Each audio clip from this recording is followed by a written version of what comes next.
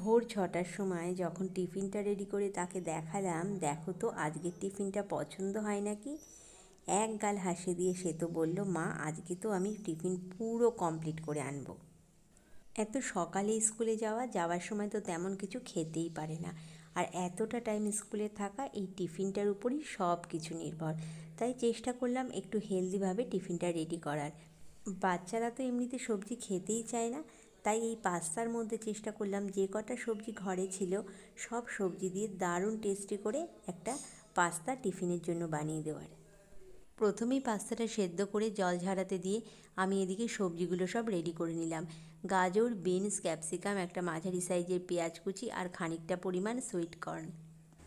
কড়াতে পরিমাণ মতন সাদা তেল দিয়ে তেল গরম হলে সামান্য পরিমাণ নুন দিয়ে সমস্ত সবজিগুলো একসাথে হালকা করে ভেজে নিলাম।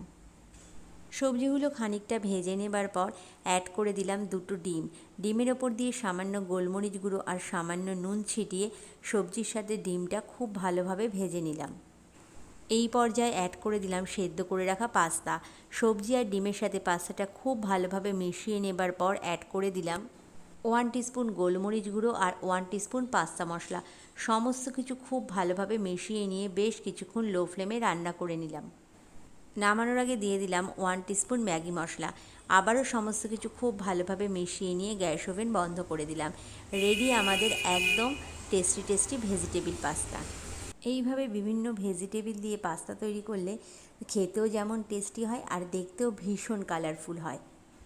আর এই রকম কালারফুল খাবার তো সবাই ভীষণ পছন্দ করে। এইভাবে একবার বানিয়ে দেখবেন, আশা করি আপনাদেরও ভীষণ ভালো লাগবে।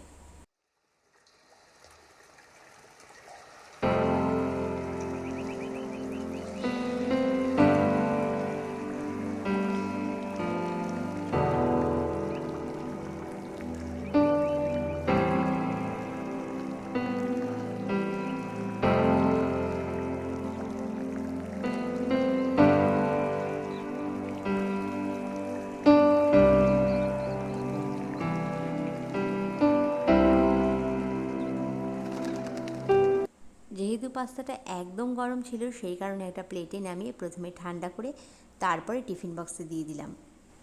সবাই ভালো থাকবেন, সুস্থ থাকবেন। আবার দেখা হবে অন্য কোনো দিন অন্য কোনো নতুন রেসিপির সাথে। নমস্কার।